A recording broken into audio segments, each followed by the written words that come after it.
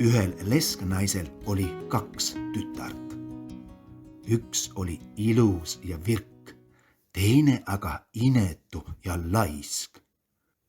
Ema armastas inetut ja laiska tütart rohkem ja sellepärast tuli teisel majas kõik tööd ära teha. Virk tüdruk pidi iga päev suure maantee ääres kaevu juures istuma ja ketrama nii palju, et sõrmed vermes. Kord sai koguni Värten veriseks. Tüdrukuke kummardus üle kaevurakke, et Värtnad puhtaks pesta. Värten aga veeres tal käest ja kukkus kaevu. Tüdruk puhkes nutma ja jooksis emale jutustama, mis oli juhtunud. Ema tõreles ja oli nii halastamatu, et ütles: lasid Värtna kaevu kukkuda, siis too ta ka välja. Tüdruk läks kaevu juurde tagasi ega teadnud, mis peale hakata. Hirmuga hüppas ta kaevu ja kaotas meelemärkuse. Kui ta jälle toibus, leidis ta enese ilusalt päikesepaisteliselt aasalt, kus õitses 1000 lilli. Tüdruk läks aasa mööda edasi ja jõudis ahju juurde, mis oli leibu täis. Leivapätsid hüüdsid: võta meid välja, muidu kõrbeme, oleme juba ammu küpsed. Tüdruk võttis leivalabidaga kõik leivad üksteise järel välja. Seejärel läks ta edasi ning jõudis õunapuu juurde, mis oli õunu täis. Puu hüüdis: raputa mind, õunad on kõik juba küpsed. Tüdruk raputas puud, õunu langes kui rahet. Ta raputas seni, kuni puu otsas polnud enam ühtegi ubinat. Siis korjas ta õunad hunnikusse ja läks edasi. Lõpuks jõudis tüdruk väikese maja juurde.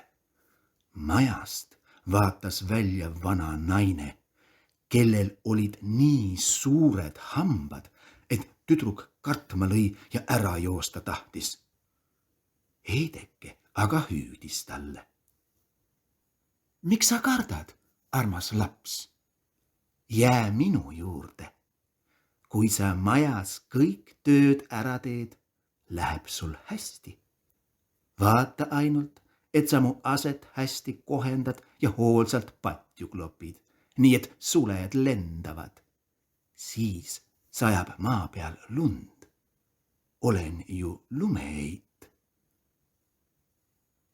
Et Heideke temaga nii sõbralikult rääkis, võttis tüdruk südame rindu ning nõustus tema teenistusse jääma. Tüdruk tegi ka kõik Heidekese meele järele ja kloppis patju alati hoolega, nii et suled nagu lumeraitsakad ringi lendlesid. Selle eest oli tüdrukul hea põli, ei ühtki halba sõna ja iga päev paremad palad laual. Nii oli hea tükk aega lumeheide juures mööda läinud. Siis aga jäi tüdruk kurvameelseks.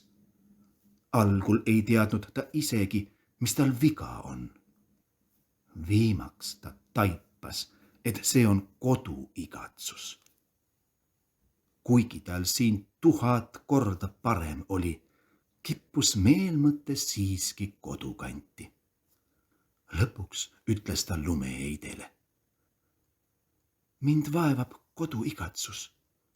Kuigi mu käsi siin hästi käib, ei suuda ma siia kauemaks jääda.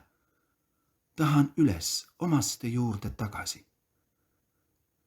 Lumeheit vastas: see meeldib mulle, et sa jälle koju tahad minna. Sa oled mind truult teeninud.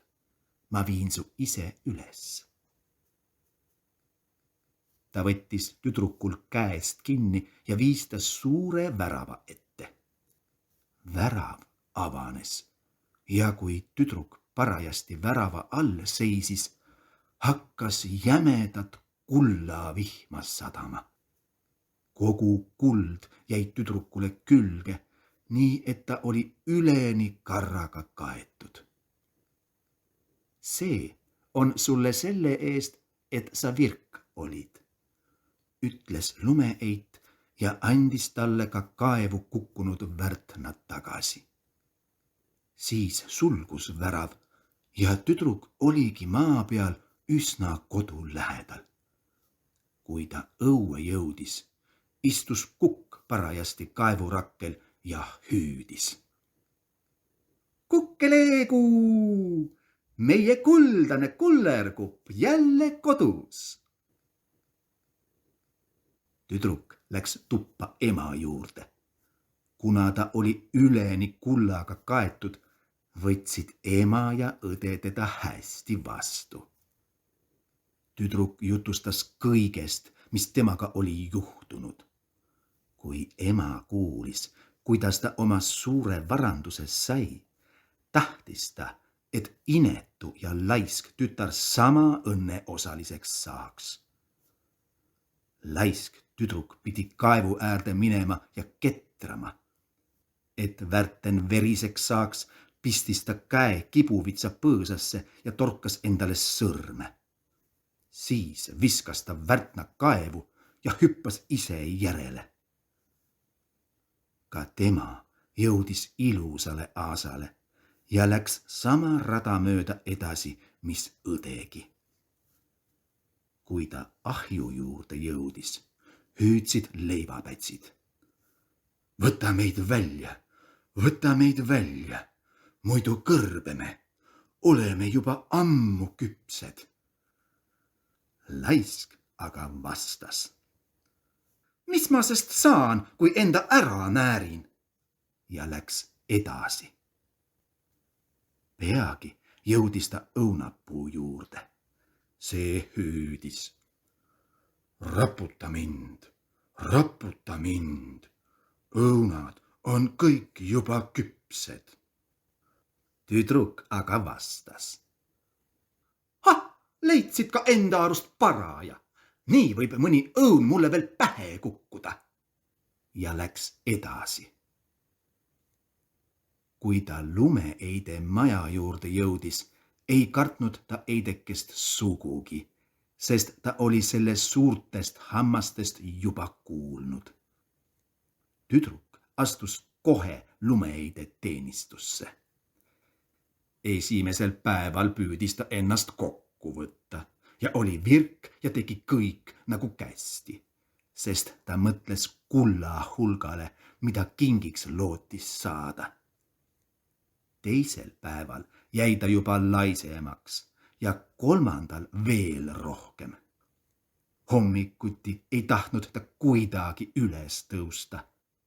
Ka lumeeide aset ei teinud ta nii nagu tarvis ega kloppinud patju, et suled lendaksid. Lumeeit tüdines tüdrukust peagi ja ütles talle teenistuse üles. Laisk oli sellega väga rahul ja arvas, et nüüd tuleb kullavihm. Lumeeit viis ka tema värava juurde. Kui tüdruk värava all seisis, valati talle kulla asemel suur katlatäis pigi kaela. See on tasu sinu teenistuse eest, ütles lumeeit ja sulges värava. Üleni pigiga koos jõudis laisk tüdruk koju. Kui kukk kaevurakkel tüdrukut nägi, hüüdis ta. Kukkeleegu! Meie pigine piiga jälle kodus. Pigi aga jäi tüdrukule kogu eluks kõvasti